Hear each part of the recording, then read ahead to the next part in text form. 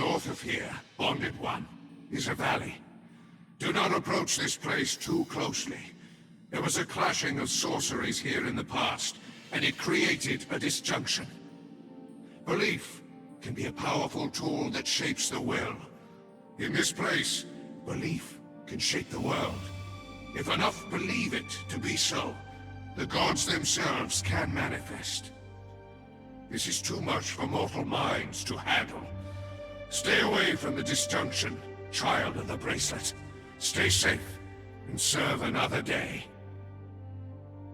The war between the Lemurians and the Giant Kings was fought not just by soldiers, but by sorcerers. Powerful magics were unleashed, scarring the exiled lands forever.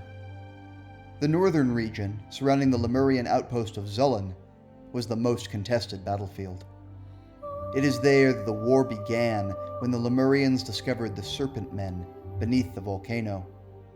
It is there that the Silent Legion betrayed the Giant Kings and paid the eternal price. And it is there that the sorceries of the Witch Queen and the Priest King clashed, tearing open a portal between worlds, a gateway to the outer dark. Like all magic, the gateway is guided by willpower.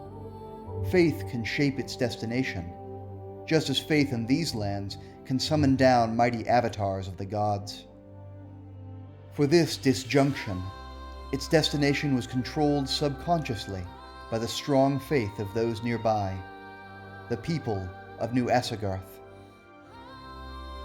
I have also ventured into the east. First, I found the old enemies, the Aesir and the Vanir, now allied in calling themselves the Heirs of the North. I passed by their village, where they herd mammoths and worshipped their frozen god. New Asagarth was founded by exiles hailing from the two kingdoms of Nordheim in the far northern lands of Hyboria. Although the two kingdoms, Asgard and Vanaheim, often feud with one another, the blonde-haired Aesir and the red-maned Vanir have much in common culturally. One significant bond is their shared worship of Ymir, lord of war and storms, father of the frost giants, and ruler of the great hall of Valhalla.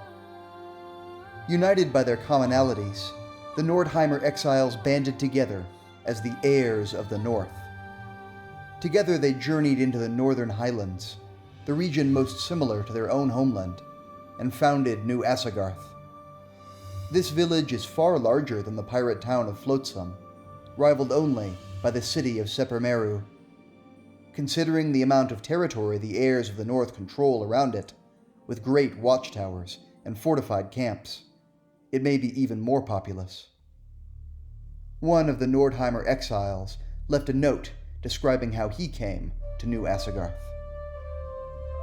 Raiders, blood, and fire. That is the last thing I remember. When I awoke, I was in a strange, warm land.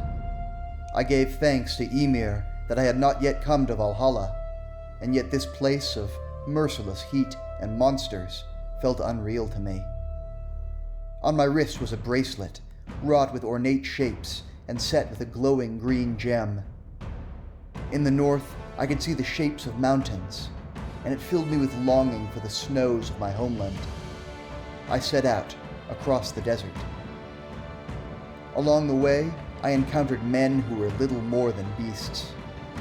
They spoke fearfully of a curse that wraps this land, strange pillars that strike down any who try to cross the wall of curses.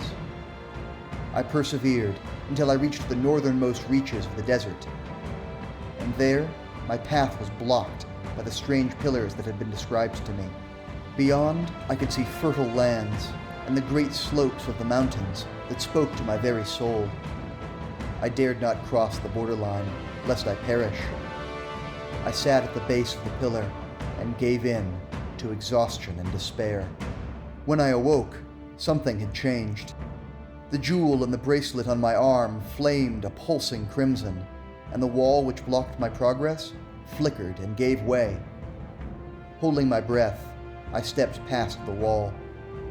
I have settled myself among my people in the village named New Asagarth.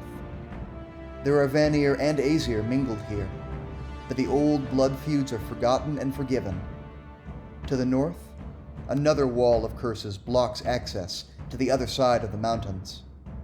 But I am confident that one day we can escape. The Nordheimers quickly re-established their old traditions.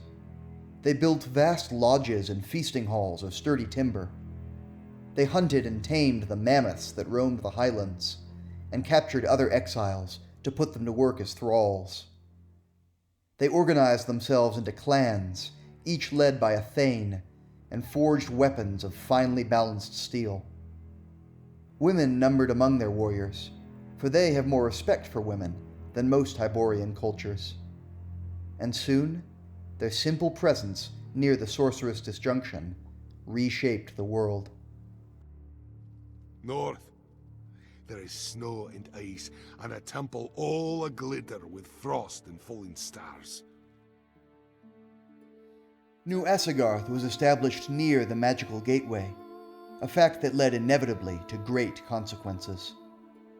The presence of so many Nordheimers giving praise to the Lord of Frost altered the destination of the gateway, directing the portal to Ymir's realm. A vast, ancient structure built of magical black ice was drawn through to the exiled lands, the Temple of Frost, and out of its gates spilled a small army of frost giants. At their head was Hrungnir of the Frost, their hulking chieftain, mighty axe in hand. Hrungnir was a creature of instinct. He only existed in the immediate present. Battle and blood, and the steam rising off a slain enemy. These were all he valued.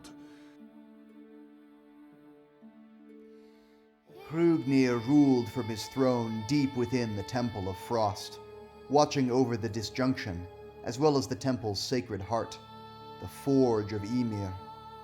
At this frost giant smithy, weapons are forged out of black ice.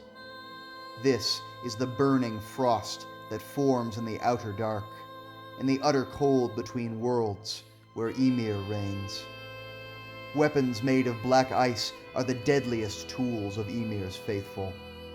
Sharper than steel, they chill the flesh and rip away the soul. I have seen the hoarfrost glittering in the sun. I have heard the wind whispering across the everlasting snows. But with my mind's eye, I have seen the dark universe yawning.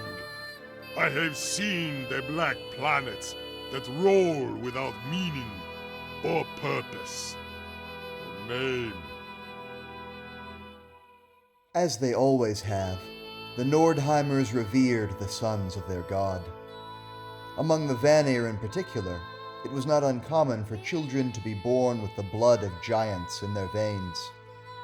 These white-haired godspawn, each holding a spark of dark, frigid sorcery in his heart, towered over ordinary men, and each was the equal of many warriors. They were called the Ymirish, and often led war parties in raids on rival lands. The blessings of Ymir extend far beyond his bloodline, however.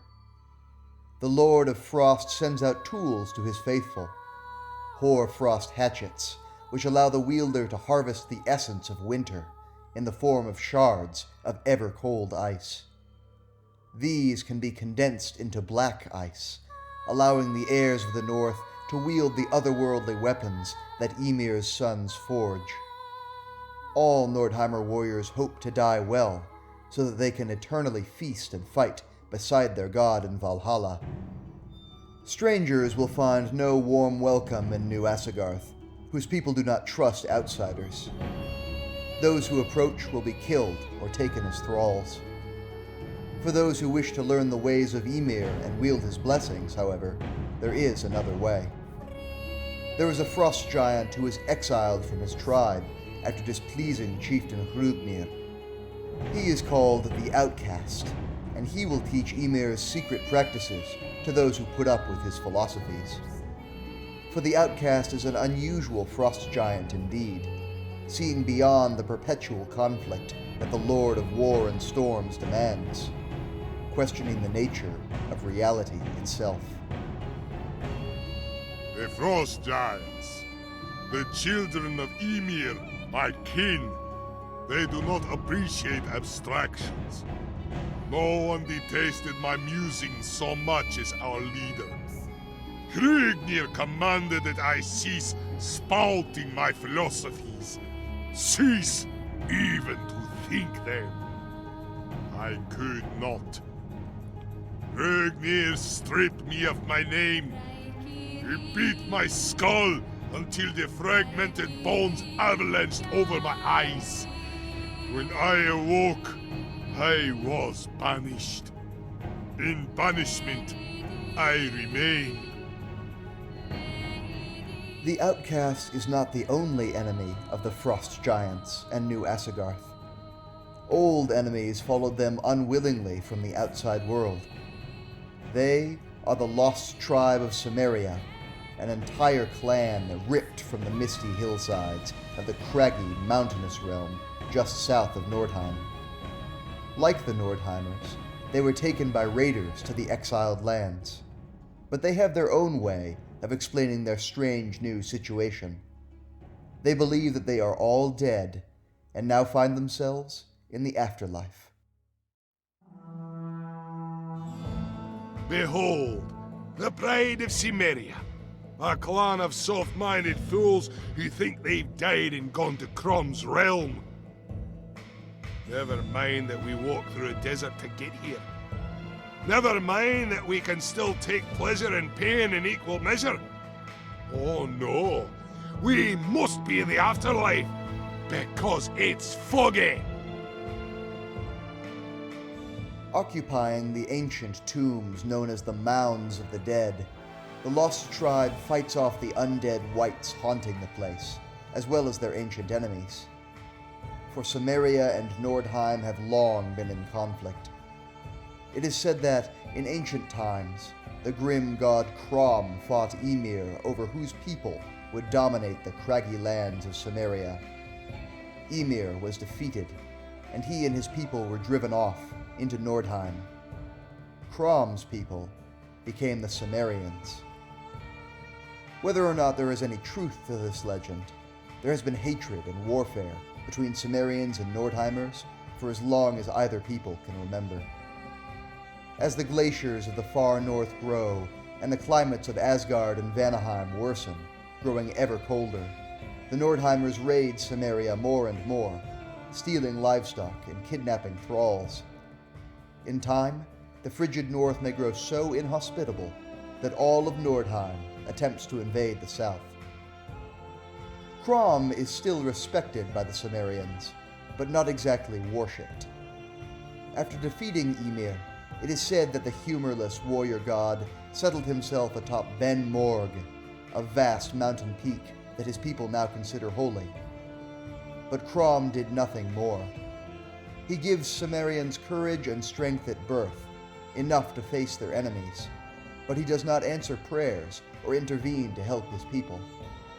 Begging for Crom's aid is a sign of weakness and could make him angry. The god is always watching for cowardice, and drawing his eye will result in endless misfortune. Indeed, one woman among the lost tribe believes that she brought doom on them all this way. In the silence of my soul, I know that all of this is my fault. When my belly began to swell with Wraith's child, I was happy. He was happy. Even his family, who had always viewed me with suspicion, were happy. When the menfolk left on a week-long hunt, the women bathed me in lavender and rubbed scented oils into my belly.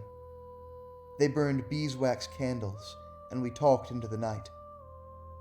When I lay down to sleep, I was full and happy as I had ever been before. I said a prayer to Crom to give my child strength. I said a prayer to Crom. Everything that followed, the raiders who came and took us from our homes, the sorcery that prevents us from leaving, and even the loss of my child. I brought this doom upon us all.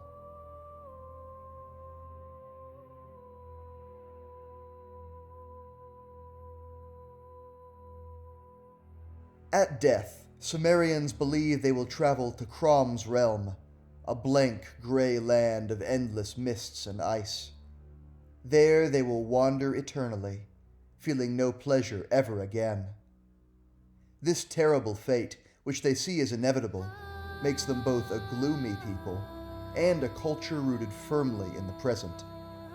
To live, love, fight, and earn glory here and now is all that Sumerians can look forward to. No eternal reward is coming, so every moment must be lived to the fullest.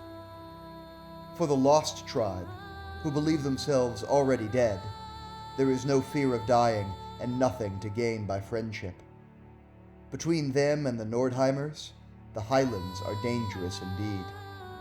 But unlike the truly dead, these Sumerians might eventually escape, if only an exile can finally solve the dark riddle of the slave bracelets. I don't know how much help I can be to you, stranger. I can't even seem to convince my kinsmen to give up their delusion. I feel like I must stay here. The goat-livered idiots in this clan are still my kin. I will stay here and defend my people, stranger. We'll hold out hope that they will eventually come to their senses, and we can make a plan to escape this empty place.